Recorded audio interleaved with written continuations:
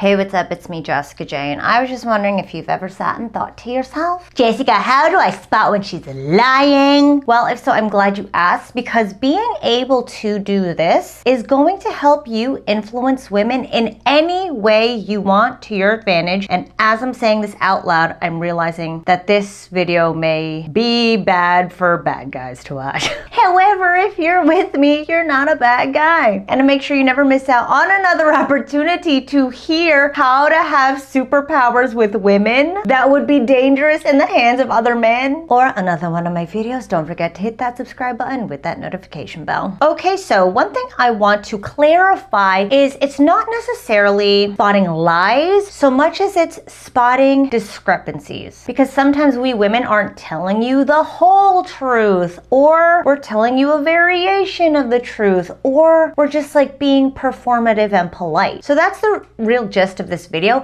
However, if you are a guy that's able to not only spot these moments when we women are doing one of these things and therefore influence us to your advantage, which still sounds so bad no matter how PG I try to make it. Now I forget how I even started this sentence. However, when you're one of these guys, we like it because we women, we want to come undone for you. We want to feel like it's safe enough to be completely open and truthful and authentic and genuine with you, where we're not just giving you the same facade we give to all the other fellas who are trying to get into Pound Town. We want to know that you are a guy who can be able to do what I'm about to tell you to do. And this is something I teach all of my fucking clients to do in my 12-week coaching program, where I will watch you interact with one of my girls, and week by week we will basically assess your patterns that are problematic and not getting you the women you want, not creating those connections, not creating that chemistry, and we'll work to basically dissolve those patterns and create new ones where you are creating knee-jerk reactions in women that make us want to come undone and come for you.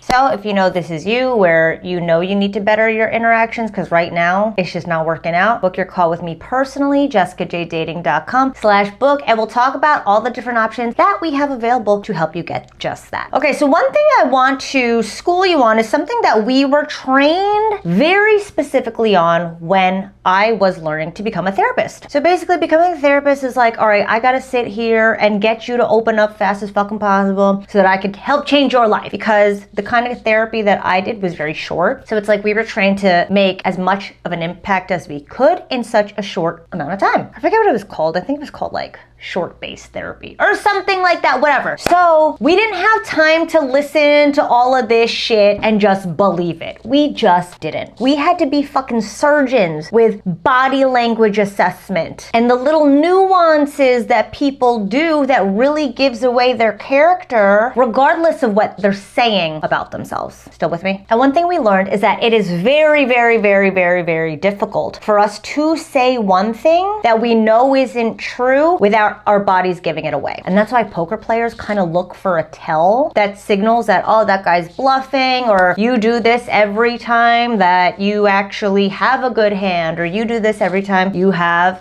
fucking nothing. So essentially we were trained to look for those little nuances of body language where somebody would say something and you automatically see a difference in their movement. There's actually this great Seinfeld episode about it where they asked Elaine how her trip went with some boyfriend, some new boyfriend, and she was like, oh, it was great. And Jerry and George were like, oh God. Because essentially any difference in your body movement that you can clock on somebody else as they're speaking means there's something else going on underneath the surface. Not necessarily a lie, but again, maybe she's being polite to you. Maybe she's not telling you the whole truth. Maybe she is flat out lying. I don't know the science behind it. I probably should have Googled it before I jumped on this video, but it is very, very, very, very, very difficult for us to say one thing contrary to what we really believe without our body giving it away. So for instance, I'll tell you right now, I had this super abusive, super controlling boyfriend where I think,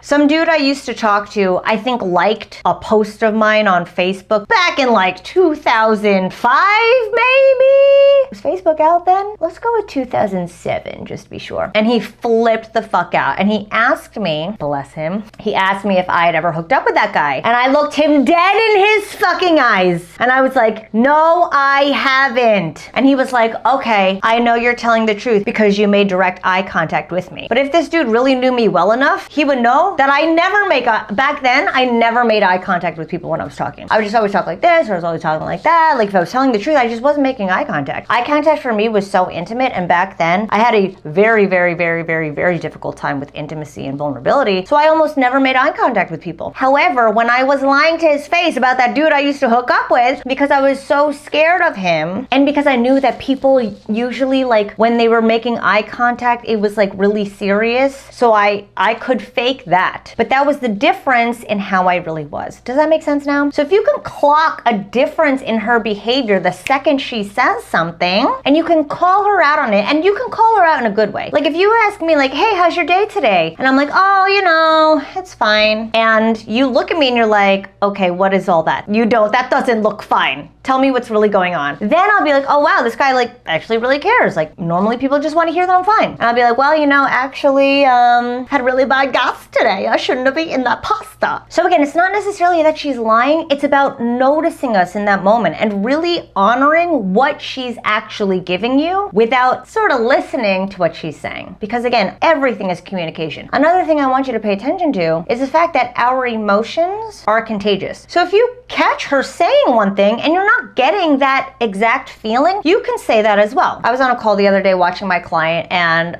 my practice girl said, oh, you know, it's fine, when he asked her, hey, how are you enjoying the new promotion? And if he would have said, I'm sensing some apprehension when you say that, she would have been like, oh my God, yeah, it's actually really hard. But he kind of just glossed over it. So again, it's when you can notice these discrepancies between what she's saying and the things you're seeing or even feeling right in front of you, that's when you'll be able to essentially influence women to your advantage, because we chase after the men that can catch us on our shit, that want us to be authentic, that elicit us and influence us and lead us to being more genuine. Because we're also able, let's be honest, me and you both, we're also able to perform in the ways we know we're supposed to perform. Hey, how's your day? My day's fine. Hey, how are you? I'm good. How are you? Very performative, right? But it's when somebody can like knock us out of that pattern of just unconsciously coexisting amongst the other sheep, when you're a guy that can knock us out of it and say, hey, I'm a fucking person and I want to see you as a fucking person, we're gonna get really fucking hot for you. And again, this is something we hyper train all of our clients to do, because we record all of your sessions of you talking to the girls, and then we're like, okay, look back at minute 2 where she actually said something like this, but her tone and her body language insinuated something different, and rewrite what you would say in order